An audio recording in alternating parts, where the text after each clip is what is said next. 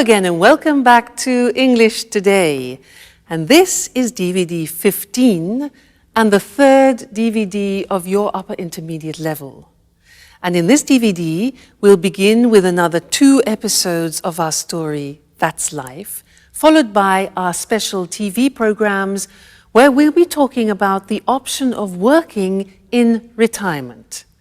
And then our sports expert will tell us about sumo wrestling, fat and fast. Then in the grammar section, we'll learn how to use a grammatical form called the causative have, and also how to construct the past perfect tense. All right, so happy viewing.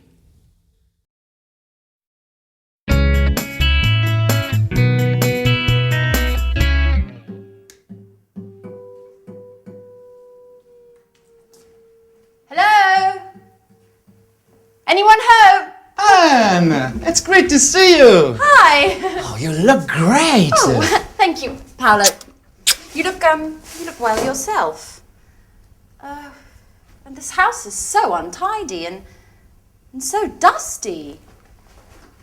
I know. Let's give this place a good clean. The others will be here in a minute. Let's get started straight away.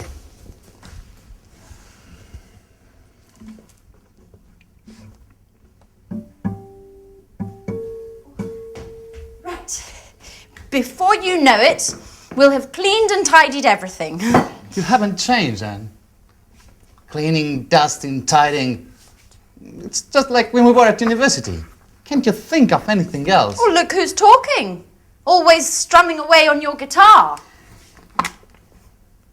Come on, Paolo. Don't be lazy. Ah. Come on, let's get started.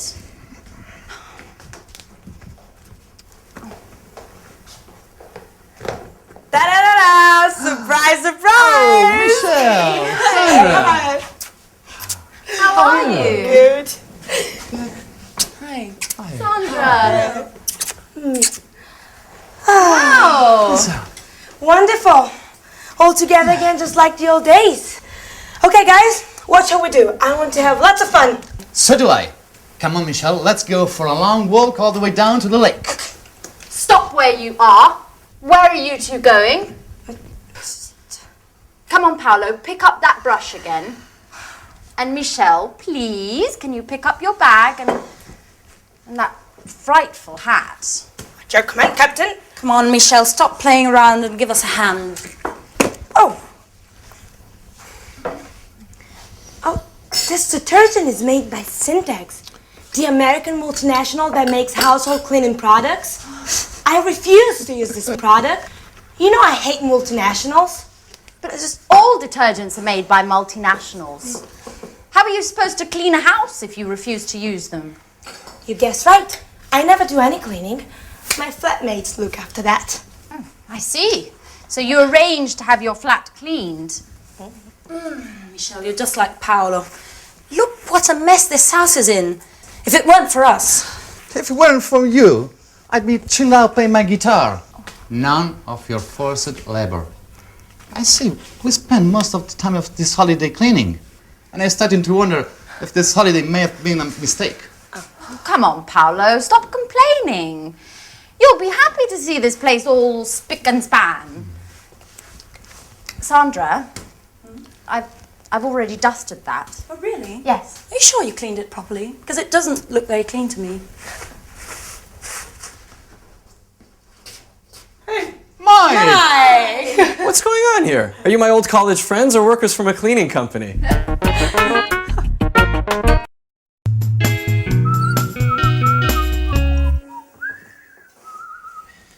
Come on, put away those brooms and detergents and let's toast the good old days. But Sarah's not here yet. That's odd. She should be here by now. She said she'd be here just after lunch. That's right. And she's the one who organized this reunion. Am I wrong? Or are you talking about me? Oh, Sarah, at last! Oh, don't get up. So, everybody ready for the toast? Yeah. Well, actually, I'm really tired. I need to lie down. Oh, Sarah, don't be a spoil sport.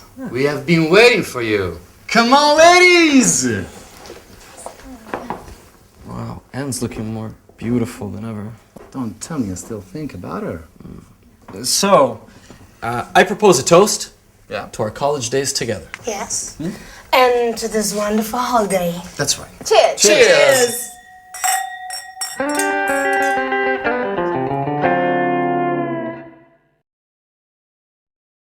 Hi again, and welcome back to your live TV program to learn some more English language.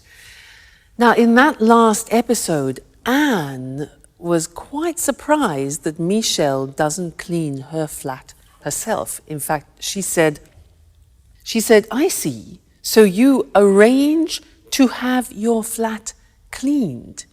To have your flat cleaned. Now, that means that somebody else cleans the flat for Michelle. This is very interesting. Well, in fact, that's what I do too. I don't clean my flat myself. Somebody cleans it for me. So I have my flat cleaned every 2 weeks. Now, this is an interesting grammatical form because we use it when we talk about services. We talk about other people who offer us services.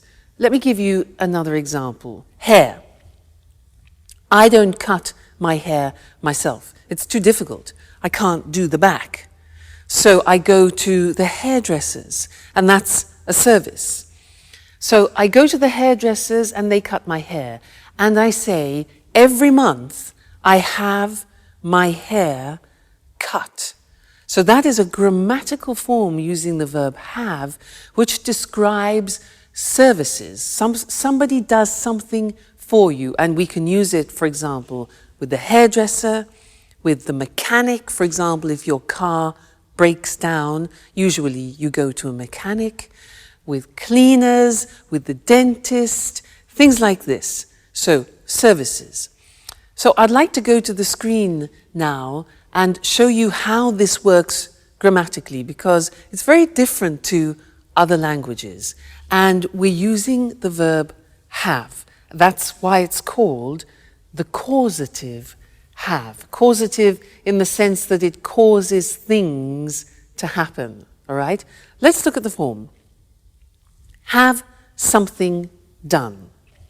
So in the present tense, you can say, every month I have my hair cut. Now notice, the verb have is in the present form because we can use this grammatical form in any tense. So we start with the verb have, then we have the object. That's important. I have my hair, and then the past participle. Okay, the object is in the middle. So every month I have my hair cut. Another example. Every year I have what? My teeth, past participle, checked. Okay, I have my teeth checked. Every year I have my kitchen painted. Do you see? And every 3 months I have my car serviced. So I go to the mechanic and I have my car serviced. So be careful, because it's terribly important to put the object between the verb have and the past participle. I have my car serviced. Okay? Now, let's move on to the past tense, because as I said, you can use this form in any tense, past, present, future. So examples. Last week, I had my eyes tested. So the opticians, that's a service. I had my eyes tested.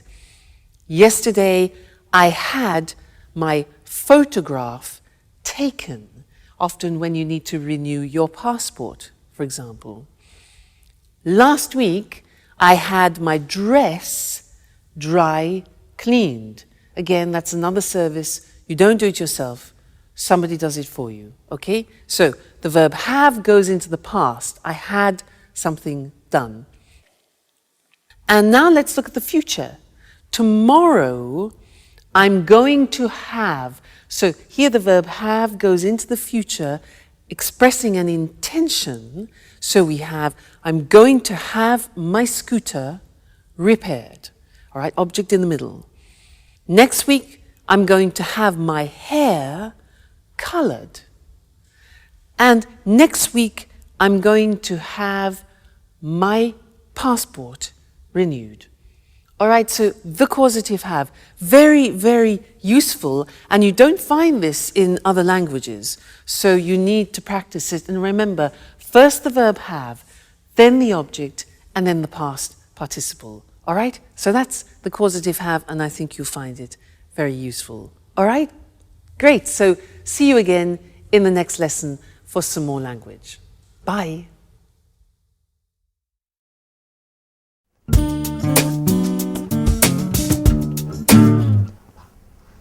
Life's hard for musicians, you know, Mike. Sample recordings, auditions, the performance, but never anything serious. Always waiting for the big break. You know, Paolo, I think no one has understood your talent yet. You'll see. You'll be successful one day. I certainly hope so. I need to make money somehow. Why don't you get a job? Something, until you make it as a guitarist. What would I do? Working in a bank like you? No, that's not for me. It's not as if there are only banks to work in. There are other jobs you could do. I know. I worked in a supermarket last year. What was that like? Oh, well, hiding up all the time. And the alarm clock at dawn. I did it for 3 months. Oh, no. Normal jobs are not for me. I am an artist. What are you talking about? About work. Oh, by the way, Sarah, how's your pub coming on? Just a minute, what was it called? Blue Moon? That's it. You do it on purpose, don't you? Making things worse. With that sarcastic tone of voice. You like making fun of me. You're horrible! But what did I say? What? Didn't you know? Sarah's pub burned down 2 years ago. The insurance hasn't paid. They say the fire wasn't an accident. Sarah's lost everything, including the sense of fun she used to have. Man, I really messed up. I didn't know that had happened. We spoke at Christmas, but she didn't say the pub burned down. You don't know what Sarah's like. She doesn't like to speak this thing. This experience has really changed her. And I think this holiday will be good for her. Hey, what's going on?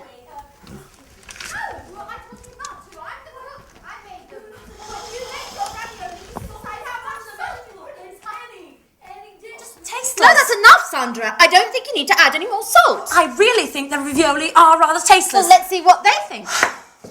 Would you like to try my ravioli? Sandra says they're tasteless. Sure. Fantastic, huh? Really good. I always said you'd make someone a great wife. See? Did you hear that? I don't think they're very tasty. I'm sorry, Anne, but my ravioli are a lot better than yours. I'm cooking tomorrow, and we'll see who's the best cook. Oh, she's always criticising. Don't take it seriously, Anne. You know what Santa's like. Competitive by nature. Oh.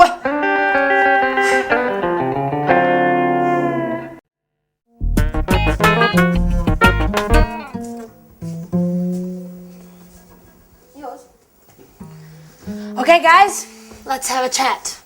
Tell me what you've been doing since we last met. Well, Paolo and I were talking about our work and our hopes for the future. Work. Let's talk about something a bit more interesting. Romances, passionate love story, things like that. Well, you, for example, Anne, have you got a boyfriend? Me? Why me? I've got to go to the kitchen to check on the roast. Oh, come on, Anne. Don't be shy. Answer Michelle's question. Okay. Well, there is someone. But he's not my boyfriend. What does that mean? He's my flatmate.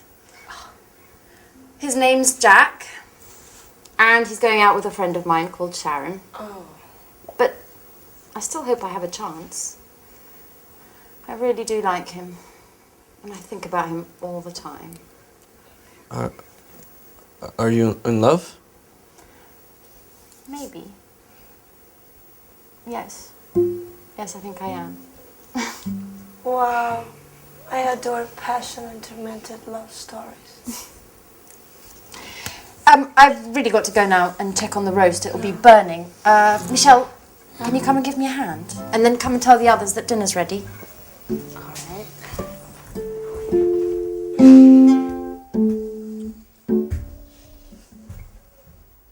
Mike?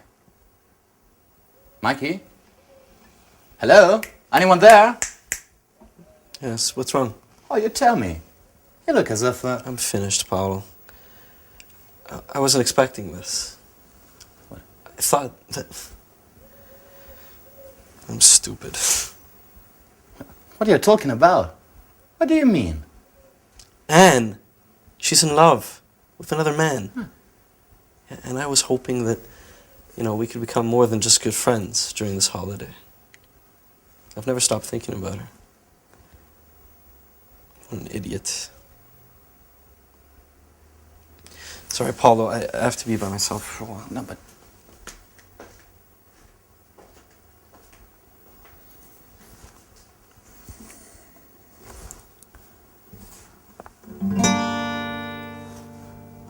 Beautiful girl with brown eyes.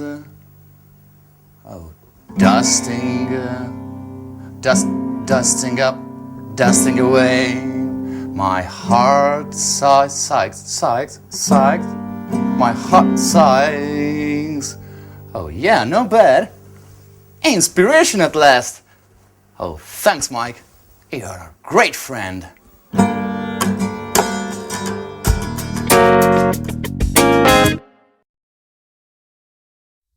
Hello again to you and welcome back.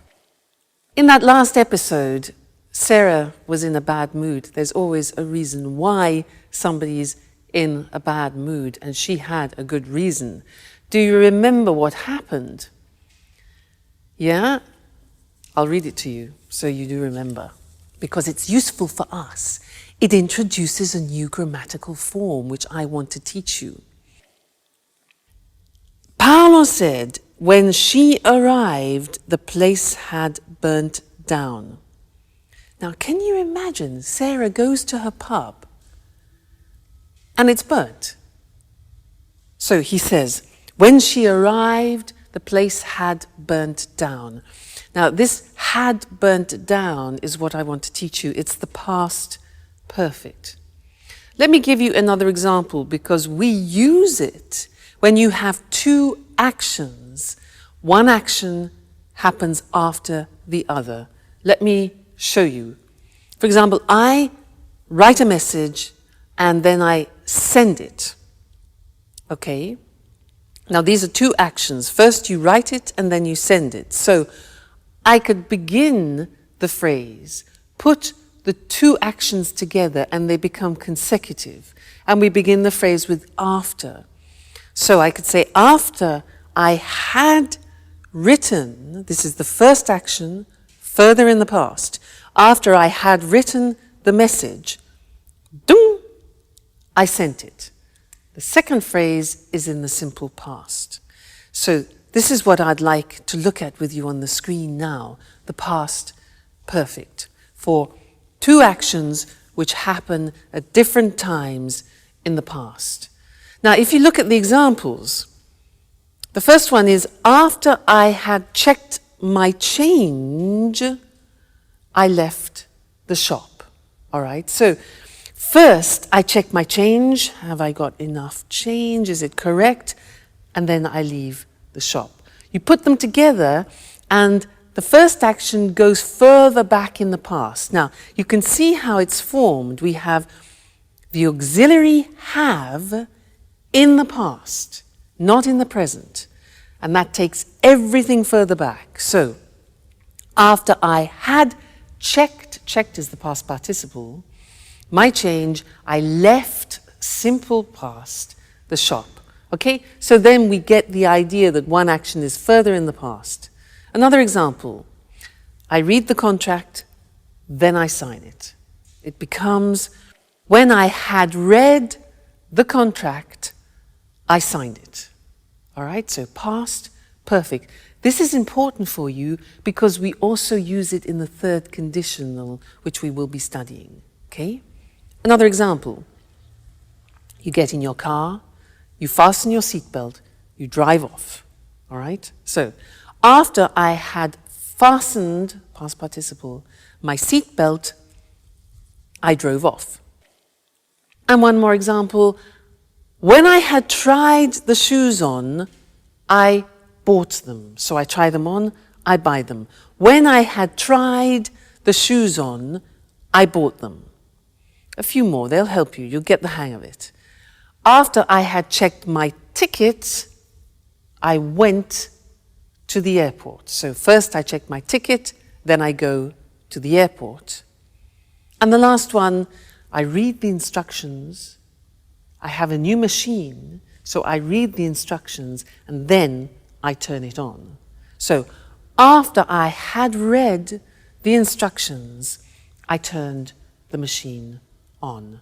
All right, so that is a new tense. It's called the past perfect, and it's formed by putting the auxiliary have in the past tense, followed by the past participle. And this is actually very similar in many other languages. So I don't think it's going to cause any particular problems for you. All right? And we'll look at that again in the conditional form, conditional number 3. Great. So have fun and take care. Bye. Good evening and welcome to this week's edition of Let's Talk. In the studio with me, as always, are our commentators, Marie and Tom. Good evening, everyone. Good evening. I'd like to start our discussion this evening with some personal questions. How old are you? Are you nearing retirement? Are you already retired? Perhaps you have your working life ahead of you. Anyway, one thing is for sure. The meaning of the word retirement is going to change in the future. Let's talk about this with Tom and Marie. You're right, Eric. The traditional division of life into 3 cycles, education, employment, and retirement, must change. People in developed countries are living longer. By 2025, in developed countries, the share of the population over 60 will have reached 26%. All these pensioners will certainly wield a lot of power. They will, Eric. But you know, experts are beginning to talk about the concept of active aging. Just think that by 2050, the average lifespan in developed countries will be in the mid-80s. And this increasing longevity is already starting to have a negative impact on public finances, economic growth, and general living standards. The problem is that there is increasing pressure on social security systems and public funds for retirement and healthcare expenses. Economists are increasingly questioning the sustainability of the European social model with its high welfare standards. So, how can we solve this problem? Well, governments really must encourage older people to continue working. There should be... Just a minute, Mary. Sorry to interrupt, but are you really saying that I will have to work until I'm 95? Well, not until 95, perhaps. But as I was saying, there should be programs for lifelong learning to help people learn up-to-date job skills as they get older. People about to retire should plan ahead and find some way of working, maybe a part-time job. Well, some American companies already have phased retirement programs. How do they work? Well, retired employees go to the company website where they can find project work for the company. This may last 2 days or 2 months, and the retired workers can manage their own time and work when and where they want. If they need some training to do the job, they can go to the company website and take a short course using the internet to learn what they have to do. In this way, retired people have more money and the companies can use the skills of their retired workers. Yes, more money, but less free time. I don't think I like the idea of having to work in my retirement. And you, ladies and gentlemen, What do you think about this? Well, thank you to our commentators, Tom and Marie, and goodbye. Thank you. Thank you. Bye-bye. And goodbye to you, and see you again next week for another edition of Let's Talk. Well, today's discussion was about how retirement will change. Retirement is when people stop working. The retirement age in European countries is around 60. We say a person retires. To retire means to stop working. And a person who is retired is a person who has stopped working. They are called pensioners. A pensioner is a retired person who receives weekly or monthly payments from the state. The money a pensioner receives is called a pension. So why and how will things change in the future? The average lifespan is increasing. A lifespan is the length of a life. So people are living longer. We call this longevity. This increasing longevity is having a negative impact on public finances and living standards. Public finances are the money a government has to spend on its services. And living standards are what we call the general level of life in economic terms. There is more pressure on social security systems in Europe. A social security system of a country is the system of a country has to support the members of its society. For example, sick, unemployed, or retired people. Economists, these are economic experts, question the sustainability of the European social model. That is, the social security systems of European countries. The sustainability means the ability to continue doing something. Because welfare standards in Europe are high, welfare is the economic assistance a government provides for people in need. So, people need to plan ahead. To plan ahead is a phrasal verb. That means to make plans about something that will happen in the future. Well, that's all from me. Take care, and I'll see you next week for another edition of Let's Talk. Good afternoon, and welcome to this week's edition of Sports Special. With me in the studio is John Forbes, our sports expert. Hello, Eric, and good afternoon to all our sports fans. Well, John, which sports are you going to talk about today? I'd like to talk about sumo. Interesting. I must say I know something about the martial arts, karate and judo, but sumo? I know almost nothing. Those enormous guys, their unusual hairstyles, their colorful and rather unusual clothes. So, please tell us more. Well, Eric, you know sumo is a martial art too, and it's Japan's traditional national sport. In fact, it's one of the world's oldest sports. It was first mentioned in a Japanese book more than 1,000 years ago, but experts believe it might be much older. Really? More than 1,000 years old? Yes, and you know there are also ancient wall paintings showing the sport. Archaeologists think prehistoric man may have done sumo as a form of prayer to the gods for a good harvest. I think most people in the West watch these enormous wrestlers without appreciating these ancient traditions. That's right, Eric. Sumo isn't just a sport. It's more a way of life, and it's played an important role in Japan's cultural and religious history. In Japan, successful sumo wrestlers are looked up to as role models and heroes by many people. How does a sumo match work? Two men meet in a ring that is about 4.5 meters across. The aim of the game is to force your opponent out of the ring or make a part of his body, apart from the soles of his feet, touch the floor. A bout can last just a few seconds or as long as 3 minutes. Sumo wrestlers are very big, but they can move very quickly. Do you think I could be a sumo wrestler? Well, if you put on 100 kilos, maybe yes. Sumo wrestlers start their training when they're young boys. If they show promise, they go to live in a traditional Japanese house called a sumo stable. The young boys train a lot and look after the older wrestlers. They prepare their food and clean their rooms for them. Everyone in the sumo stable eats a lot. They eat lots of noodles, rice, fish, and chicken. The traditional dish is called chankanobe, and it's made with fish, meat, and vegetables. The wrestlers eat this with lots of rice and they drink lots of beer too. Then they go to sleep.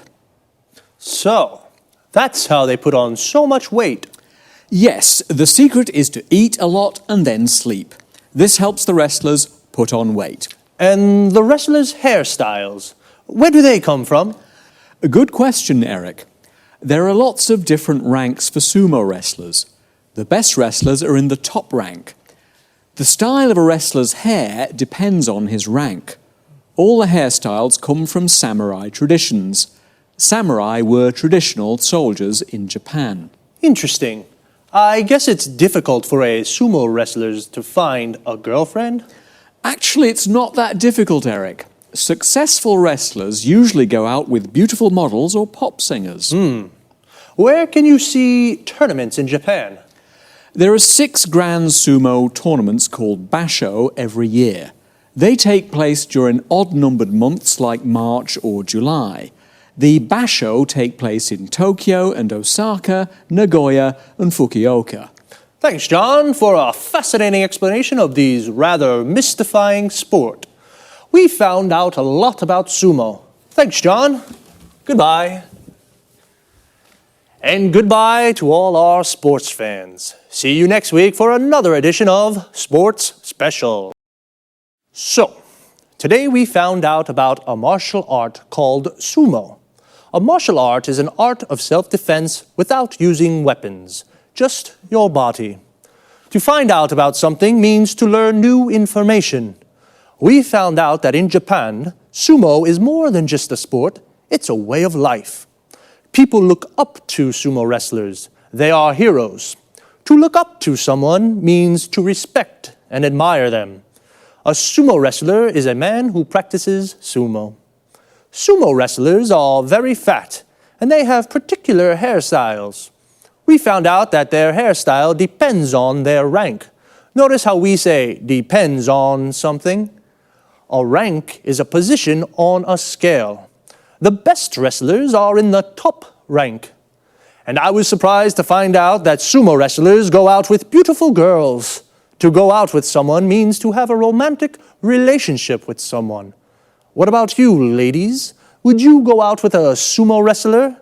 And you guys, would you put on 100 kilos to become a sumo wrestler? We say put on weight. This means become fatter. Actually, to put on so much weight, sumo wrestlers start training very young. If a boy shows promise, this means he shows ability at the sport. And what is the aim of the game? The aim is the objective. In football, the aim is to score a goal. In sumo, the aim is to force the opponent out of the ring. The opponent is the other person playing. The ring is the square platform where wrestlers and boxers fight. A wrestling or boxing match is called a bout. Sumo tournaments take place in odd number months. An odd number is a number that isn't divisible by 2. For example, 1, 3, 5, 7. 2, 4, 6, 8 are even numbers. An even number can be divided by 2. I have to leave you now, but see you here next week for another edition of Sports Special. Now let's watch the whole episode together. Watch the subtitles carefully because the language points that we studied together are highlighted. All right? Enjoy your viewing.